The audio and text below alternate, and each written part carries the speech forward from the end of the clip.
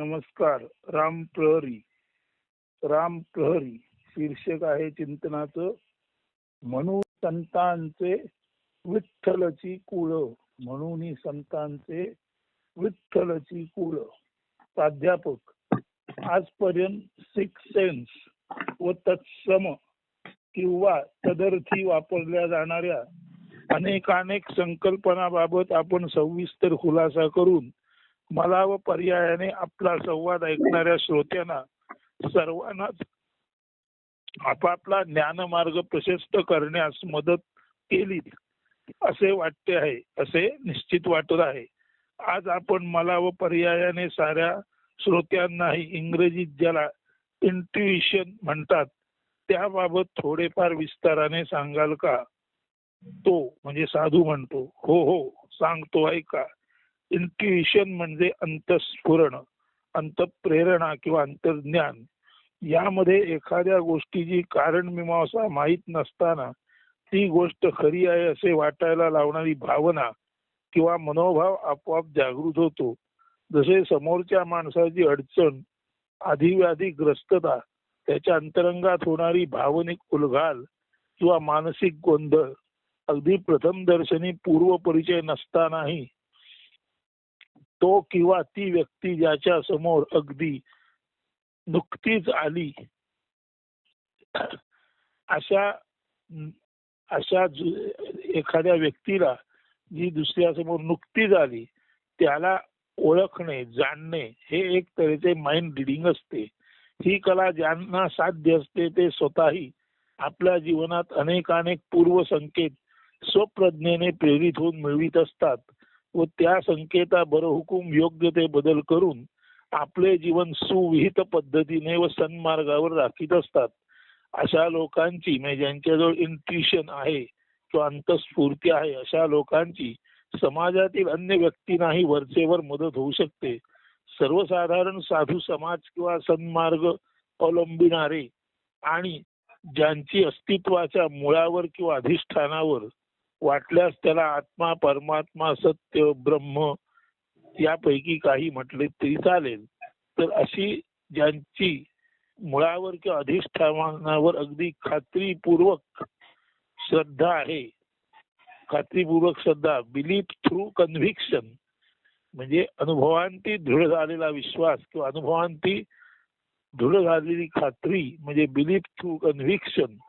तर अशा तऱ्हेने ज्या लोकांची आत्मा, परमात्मा, सत्य, ब्रह्म या विश्वमुळीच्या अधिष्ठानावर विश्वासपूर्वक खात्री प्राप्त झाल्यामुळे म्हणजे बिलीफ टू कन्व्हिक्शन यामुळे दृढ श्रद्धा आहे अशा लोकांबाबत हे इंट्युएशन वरचेवर संभवत असते. प्राध्यापक. हे असे कसे संभवते किंवा घडू शकते?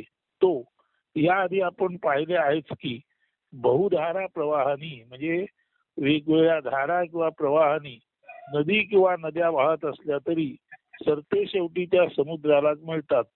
समुद्राच्या पाण्याची वाफ होऊन उंचावर जाते, तिथे त्या वाफेला शीतलता, थंडावा मिळतो. वाफेचे जलबिंदूत रूपांतर होते. जलबिंदू मेघवृष्टी वर्षाने पाऊस म्हणून पृथ्वीवर वर्षतात. पृथ्वीवरचे पाणी झरे, ओळ, लहान लहान नदी, नद्या, प्रवाह सरिता रूपाने सरत सरत वाहते व पुन्हा समुद्राला मिळते. म्हणजे समुद्राचे वाफेत रूपांतर, वाफेचे पाण्यात रूपांतर, पाण्यातून नद्या निर्माण होणे, नद्या समुद्राला मिळणे, परत समुद्रातून पाणी, हा जो ऊर्ध्वपतनाचा नैसर्गिक क्रम आहे त्यामध्ये आपण असे पाहिले आहे की सर्व पाणी सरते शेवटी पाणीच असते. मग ते नद असो, नदी असो, नाले असो, समुद्र असो, आणि पाण्याचा जिथे साठा आहे म्हणजे ओशन, त्या ओशन म्हणजे सागरातूनच बाष्पीभवन होऊन त्याचंच पाण्यात रूपांतर होतं आणि ते गोड पाणी समुद्राला मिळून परत खारं होतं. परंतु पाणी हे पाण्याच्या साठ्यातूनच निर्माण होते आणि निर्माण झालेले पाणी पाण्याच्या साठ्यालाच मिळते. त्या पद्धतीने विश्वमूळ असलेला नारायण किंवा विष्णू किंवा शिव याच्यातूनच सर्व जीव जंतू जन्माला येतात आणि ते सर्व जीव जंतू परत विठ्ठलाला किंवा विष्णूला, शिवाला मिळतात. हे संत तुकारामांना किंवा त्यासारख्या सर्व संत महंतांना माहीत होतं. म्हणून संत तुकाराम गाथेमध्ये एका अभंगात म्हणतात, सरला सागर गंगा ओघी मिळे आपण ती खेळे आपणासी. सरला सागर म्हणजे सागराचं बाष्प झाला आणि सागर कमी झाला. त्या बाष्पाला उंचावर गेल्यावर थंडावा लागला, त्याचं पाणी झालं, मेघवृष्टी वर्षाने ते जमिनीवर पडलं आणि निर्झर ओढे सरिता या मार्गाने सरत सरत ते परत सागराला मिळालं. म्हणजे सागर आपलं पाणी कमी करतो आणि परत त्याचं पाण्यात रूपांतर करून सागरातून निर्माण झालेलं सागराला मिळतं. या पद्धतीने सागर आपल्याशी खेळतो असं ते म्हणतात. सरला सागर गंगा ओघी मिळे आपणची खेळे आपणासी. जसा सागर कमी होतो आणि कमी होऊन परत पाणी रूपाने परत तो आपल्यालाच मिळतो, तसंच साधू संत किंवा तुकाराम महाराज म्हणतात, तुम्हा आम्हा मधी तेची परी. हे विठ्ठला, तुम्ही आणि आम्ही याच्यामध्ये तोच प्रकार आहे. म्हणजे विठ्ठलाच्या पोटातून साधू संत आले आणि साधू संतांच्या ओठातून विठ्ठल आला. विठ्ठलाच्या पोटातून साधू संत आले, साधू संतांच्या ओठातून विठ्ठल आला, विठ्ठलातून साधू संत आले, साधू संत परत जाऊन विठ्ठलाला मिळाले. म्हणजेच क्षरला सागर गंगा ओघी मिळे आपणची खेळे आपणासी.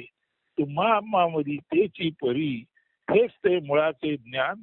साधू संत आपणाला आत्मा परमात्मा ब्रह्म संतती किंवा विठुरायाची लेकरे समजत असल्याने त्यांच्यातून त्या दिव्यत्वाचे ज्ञान, मुळाचे ज्ञान स्फुरण रूपाने अनायसे पाजत असते.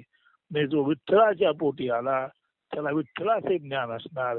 विठ्ठल जर सर्वांचं मूळ आहे तर विठ्ठल ज्याच्या हृदयात संचारलेला आहे त्याला सर्व ज्ञानाचं मूळ गावणार आणि ज्याला ज्ञानाचं मूळ गावलं तो सहजासहजी म्हणणार, तुका म्हणे आम्हा सापडले मुळ आपणची फळ आले आता. तसं हा मूळ विठ्ठल गावल्यानंतर मूळ हातात आल्यामुळे संपूर्ण अस्तित्वाचा अर्थ ज्यांच्या लक्षात येतो अशा त्या अस्तित्वाचा अर्थ लक्षात येण्याच्या क्रियेलाच शिवस्फुरण म्हणतात. कोणी त्याला विष्णुस्फुरण म्हणेल, कोणी शिवस्फुरण म्हणेल, परंतु शिवस्फुरण असो का विष्णुस्फुरण असो, हे सतत संत हृदयामध्ये, हे सतत सज्जन हृदयामध्ये शिवशिवत असते. आता शिवशिवणे म्हणजे काय? काहीतरी आहे, काहीतरी आहे, काहीतरी असे वाटणं. आता हे शिवशिवणं कसं असतं बघा.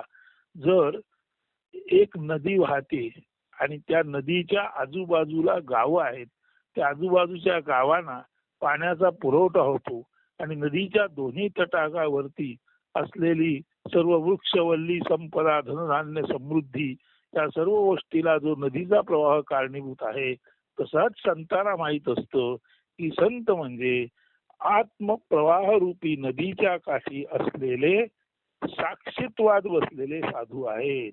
आता संत आत्मप्रवाह रूपी नदीच्या काठी साक्षीत्वात बसलेले आहेत आणि ते साक्षीत्वात बसलेले असताना ते हेही जाणतात की त्यांच्या अंग प्रत्यंगाना, त्यांच्या 36 तत्वांना सुखशांती समाधान देणारं हे आत्मनदीचं पाणी आहे. जसं गंगा किंवा यमुना आपापल्या दोन्ही तटाकावरच्या शेतीला समृद्ध करतात, तिथलं जनजीवन पशुपक्षी यांचं जीवन समृद्ध करतात, तसंच आत्मप्रवाहाच्या काठी बसलेल्या साधू संतांना लक्षात येते की ते फक्त साक्षीत्वात बसून आहेत, ते फक्त तटस्थतेने आत्मनिर्भर किंवा आत्मसरितारूपी प्रवाह म्हणजे आत्मचैतन्याचा खळखळाट पाहत आहेत आणि त्या आत्मचैतन्याच्या खळखळाने संतांची सर्व गात्रे, त्यांची 36च्या 36 तत्वे आत्मचैतन्याने प्रेरित झालेली आहेत आणि आत्मचैतन्याने प्रेरित होऊन आत्मनदीच्या काठी साक्षीत्वात बसलेल्या साधू संतांना हे जे आत्मनदीचे प्रेरित होऊन स्फुरणे असते, हेच ते शिवस्फुरण किंवा हेच ते विष्णू स्फुरण. असे स्फुरण जेथे जेथे असते त्या संत हृदयात शिवशिवणे किंवा सतत दिव्य ईश्वरी सत्तेचे सहज स्मरणयुक्त ज्ञान जे सर्व समाजाच्या उद्धाराचे सहकार्य म्हणून साधू संत मंडळीद्वारे त्यांचे नकळत घडत असते. अशा या नकळत दैवी स्फुरणालाच इंट्युएशन म्हणतात. म्हणून प्रोफेसर प्राध्यापक तुम्ही ऐका, म्हणून संतांचे विठ्ठलची कुळ. आत्मोपनिषद या पुस्तकात पान 77, 78, 79 ला किंवा मेघवृष्टी या पुस्तकात पान 92, 93 वरती ही रचना आहे. शीर्षक आहे म्हणून संतांचे विठ्ठलची कुळ. तर नीट ऐका. संत जन्मायेती विठ्ठलाचे कुळी, विठ्ठल रखू माई तात माय कुळी, आकंठ बुडती जन मायेत भ्रमात, त्यांचे साठी जन्मताती संत या जगात. संत स्वये मुक्त सहजची भक्त, मुखी विठ्ठलाचे नाव अविरत. जनहित हाची जनहित हाची संतांचा संसार, रंजल्या गांजल्या मायेची पाखर. संत सदा जगी समत्वाने असती, सर्वा ठाई केवळ विठ्ठल पाहती. जातीयाती कुळ धर्म नेणताती, अंतरी संत सदा अद्वैती राहती. रूप गुणातीत विठ्ठल हा उभा, समत्वी निष्कर्मी विठ्ठल हा उभा. अकर्ता असूनी सर्वांचे हा मूळ, म्हणून संतांचे विठ्ठलची कुळ. अर्थात अचल अढळ नैष्कर्मी अकर्ता असला तरी सुद्धा सर्वांचा करता असा असलेला आणि विटेवर समचरण ठेवून व कमरेवर हात घेऊन उभा असलेला विठ्ठल हा वास्तवात त्या ब्रह्माची खूण आहे. स्थितप्रज्ञ साक्षी ब्रह्म स्वतः केवळ असते, मात्र तरीही त्याच्या या कैवल्यामुळेच आपपर भेदाभेदातीततेमुळेच हे विश्व त्याचे अजोड जीवन संगीत पुन्हा प्रतिबंध चालू असते. स्थितप्रज्ञ साक्षी ब्रह्म केवळ असते, तरीही त्याच्यातून निर्माण झालेले हे गुण रूप भाव यात भेदाभेद असलेले विश्व तरी सुद्धा गुण भाव आणि रूपाच्या पलीकडे भेदाभेद तीत होऊन भेद आणि अभेदाच्या पलीकडे जाऊन केवळ हे भेदाभेदातील विश्व जे अकर्त्या ब्रह्मातून निर्माण झाले ते त्या अकर्त्या ब्रह्माच्या केवळ असणेपणामुळेच आपापले भेदभाव विसरून हे विश्व व त्याचे अजोड जीवन संगीत विना प्रतिबंध चालू आहे. संत ही स्वतः संसार न करता इतरांचा संसार नीट चालावा, त्यांचे लौकिक व पारलौकिक जीवनही उत्तम सुसंवादिततेने प्रवाहित असावे यासाठी सहज संकल्परहिततेने उपदेश बोध आपल्या उक्ती व कृतीतून प्रकट करतात. तो इतरांना दीपस्तंभाप्रमाणे मार्गदर्शक ठरत असतो. म्हणूनच सर्व संत महंतांचे कुळ विठ्ठल किंवा युगे 28 विटेवर उभा असलेले समचरण ब्रह्म आहे. संतांचे गुणदर्शनी या काव्यात आहे. तर असं संतांचं कुळ विठ्ठल असल्यामुळे विठ्ठल कुळातील संत त्यांच्या अंतरंगात केवळ विठ्ठल केवळ आत्मरसच पाझरत असतो. असे संत कुळचे सज्जन जे विश्वमूळ परमेश्वर जाणतात ते आणि तद्धर्मी असे संत आणि त्यांच्या प्रमाणे वागणारे तद्धर्मी साधू संत सरळ मार्गी काही संसारातील साधी सुधी सालस माणसे यांनाही हे अंतस्फुरण वरचेवर होत असते. ज्या कारणाने त्यांचा जीवन प्रवाह गंगोभासारखा निर्मल असतो. अशा माणसांच्या जीवनातच सर्वसामान्यांना परमेश्वराचा साक्षात्कार घडतो वा पाहायला मिळतो. जैसी गंगा वाहे तैसे ज्याचे मन, पाहावा भगवान साक्षात रूपे. गंगेसारखं ज्याचं मन निर्मळ आहे अशा निर्मळ माणसाच्या जीवनातच प्रत्यक्ष भगवान साक्षात रूपे द ट्रुथ परमसत्य निर्माण झालेले असते. येथे जे कृष्णमूर्ती जे म्हणतात तेही लक्षात घ्या. If you are open there is unending help from all directions right from the blade of the grass to the song of a bird, from the call of a human being to the immensity of heavens. इथे जे म्हटलंय जैसे गंगा आहे तैसे ज्याचे मन, गंगेच्या प्रवाहासारखे ज्याचं मन निर्मळ आहे तिथे प्रत्यक्ष भगवान पाहावा असं तुकाराम म्हणतात. आणि असं निर्मळ मन, open mind, if you are open म्हणजे if your mind is open, तेव्हा असा जो अमनी न मनी माणूस आहे त्याला सर्व दिशांनी मदतीचा ओघ चालू असतो.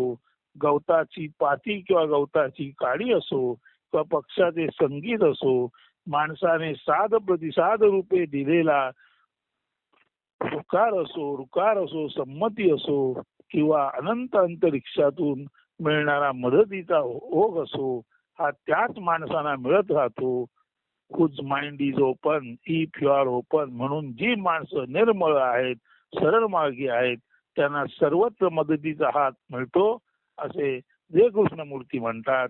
आणि त्याच संदर्भातच जैसी गंगा आहे तैसे ज्याचे मन, पाहावा भगवान साक्षात रूपे. निर्मळ गंगेच्या ओघासारखे ज्याचे मन निर्मळ आहे ते प्रत्यक्ष परमेश्वराचे आणि त्याच्या शक्तीचे दर्शन होते असे आपले साधू संत म्हणतात. दोन्ही वचने एकाच अर्थाची आहेत. प्राध्यापक म्हणजे हे इंट्युएशन जे सर्व मुळीचे नारायण तत्व, म्हणजे हे इंट्युएशन जे सर्व मुळीचे नारायण तत्व जाणतात, सगुण साकार जगाचे निर्गुण निराकार अधिष्ठान जाणतात आणि त्यासाठी आपले सर्व जीवन कटाक्षाने निगुतीने जगतात. कटाक्षाने निगुतीने म्हणजे अत्यंत नियमितपणे काळजीपूर्वक जगतात. त्या सर्वांनाच सहाय्य करते हे निश्चित समजावे काय. हे सर्व ऐकल्यावर प्राध्यापक विचारतात, म्हणजे हे इंट्युइशन जे सर्व मुळीचे नारायण तत्व जाणतात, सगुण साकार जगाचे निर्गुण निराकार अधिष्ठान जाणतात आणि त्यासाठीच आपले सर्व जीवन कटाक्षाने निगुतीने जगतात, त्या सर्वांनाच सहाय्य करते हे निश्चित समजावे काय. तो अर्थातच अन्यथा सर्वाभूती भगवंत या साधू वचनाची सत्यता प्रचितीस कशी येणार. मात्र यासाठी निरंतर भगवत भक्ती, अव्यभिचारी निष्ठा हवीच हवी.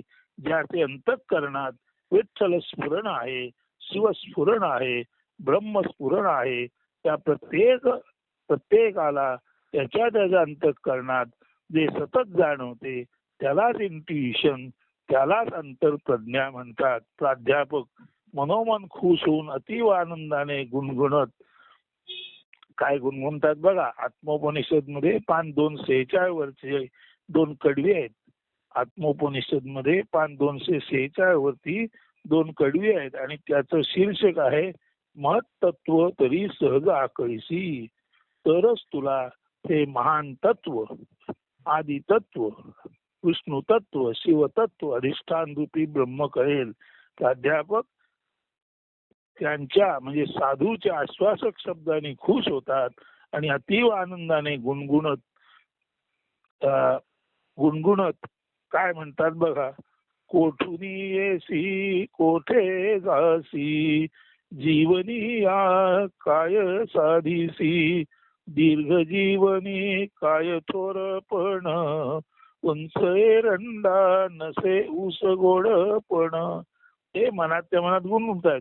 कोठुनी येसी कोठे जासी, जीवनी या काय साधीसी. अरे माणसा, तू येतोस कोठून आणि जातोस कोठून. जाण्या येण्यात तू साधतोस काय. दीर्घ जीवनी काय थोरपण, उंच एरंडा नसे ऊस गोडपण. तू किती दीर्घ जगलास तरी त्याला थोरपण आहे का, त्याचे ते नीट तपासून पहा. कारण एरंड किती उंच झाला तरी त्याला उसाचा गोडवा नसतो. जर लहान जीवनी महान चिंतन, मग तुझे जीवन दीर्घ असो तो अल्प असो वयाच्या हिशोबाने आणि एकूण आयुष्यमान म्हणून, तरी सुद्धा जर लहान जीवनात महान चिंतन म्हणजे भगवत चिंतन, विठ्ठल चिंतन, ब्रह्मचिंतन, विष्णू चिंतन केलंच तर तुला स्वाभाविकच विष्णू स्फुरण, ब्रह्मस्फुरण झाल्यानंतर शिवस्फुरण अर्थातच इंट्युएशन म्हणजे आत्मप्रज्ञा जागृत झाल्यानंतर जो प्रत्यक्ष जीवनात दैवी चमत्कार घडतो त्याचा तुला अनुभव येईल. म्हणून लहान जीवनी महान चिंतन महान चिंतनी होसी स्वयेची महान. तू जितकं महान चिंतन करशील तितका तू महान होशील. तू ब्रह्मचिंतन केलंस तर ब्रह्म होशील. अशा दृष्टीने जितकं महान चिंतन तितका तू महान होऊ शकतोस. जाण याची जरी जीवनी धरसी. ही जाण जर तू जीवनात धरलीस तर महत्त्व तरी सहज आकळीसी. तर विश्वाच्या मुळाशी असलेलं महत्त्वाचे तुला सहज आकलन होईल आणि प्रत्यक्षात इंट्युइशन म्हणजे अंतस्फूर्ती तुझ्यातूनच पाझरत आहे. ते संपूर्ण विश्वाचे आत्मसंचरण तुझ्यातूनच जागे होत आहे याचा तुला पदोपदी प्रत्यय येईल. म्हणून मनोमन खुश होऊन अतीव आनंदाने आणि त्यांच्या म्हणजे साधूंच्या आश्वासक शब्दाने खुश होऊन प्राध्यापक गुणगुणतात. कोठून येसी कोठे जासी जीवनी काय साधिसी. दीर्घ जीवनी काय थोरपण उंच एरंडा नसे उस गोडपण. लहान जीवनी महान चिंतन महान चिंतनी होसी स्वयेची महान. जाण याची जरी जीवनी धरीसी महत्त्व तरी सहज आकळीसी. म्हणजे महत्त्वाचे सहज आकलन मी करू शकतो आणि त्याला मी कवटाळू शकतो. मी प्रत्यक्ष ब्रह्माला विष्णूला शिवाला मिठी मारू शकतो आणि मी स्वतः ब्रह्म शिव विष्णू म्हणून महत्त्व म्हणून सर्वांच्या हृदयातील इंट्युइशन म्हणून आत्मज्ञान प्रवाह म्हणून मीच आहे हे मनोमन ओळखून महत्त्व आकलन व त्याच्या अतीव श्रद्धेने तृप्त संपृक्त होऊन आपल्या नित्य ज्ञानदान यज्ञाकडे निशंक होऊन प्राध्यापक परततात. तर म्हणून संतांचे विठ्ठलची कुळ यामधून श्रोते सज्जनो आपण इंट्युइशन म्हणजे अंतस्फूर्ती कशी व कोणाला येते त्याचं मूळ कारण काय हे समजून घेतलं आणि ज्या अर्थी सर्वाभूती भगवंत आहे त्या अर्थी अंतरीचा भगवंत विष्णू शिव ब्रह्म ज्याने जाणले आणि त्याला कवटाळले त्याला मिठीत घेतले त्याच्या दृष्टीने इंट्युइशन हा अत्यंत नित्याचा सहज प्रवाह आहे. याची जर आपल्याला खात्री झाली असेल तर आपण आपल्यातील इंट्युइशन आपल्यातील भगवंताला जागवून कोहम या प्रश्नाने अहमचा शोध घेऊन निश्चितच आपण सर्व अंतस्फूर्तीने परिपूर्ण खरे तर आत्म ब्रह्म शिव किंवा विठ्ठल म्हणूनच या पृथ्वीवर सुखा समाधानाने नांदू शकाल आणि इतरांना मदत करून त्यांनाही आपल्या बरोबर प्रगतीच्या दिशेने नेण्यासाठी सहाय्यभूत व्हाल. हाच तो ईश्वरी कार्याचा दिव्य ईश्वरी संदेश तो तुम्हा आम्हाला देऊन तुम्हा आमच्यामध्ये याची जागृती करून त्या दिशेने आपणाला ईश्वरी समाजाकडे वाटचाल करायची आहे. तेव्हा आणि तेव्हाच खऱ्या अर्थाने नंदनवन ही कल्पना न राहता ते प्रत्यक्षात वास्तव म्हणून जीवनात उतरेल. त्यावर विश्वास ठेवा आणि पूर्ण श्रद्धेने वाटचाल करा. देव आपलाच आहे याचा विश्वास बाळगा खात्री बाळगा. धन्यवाद. सर्वांना शुभचिंतन करून हे निरूपण येथे थांबवतो. सुप्रभात अस्तु.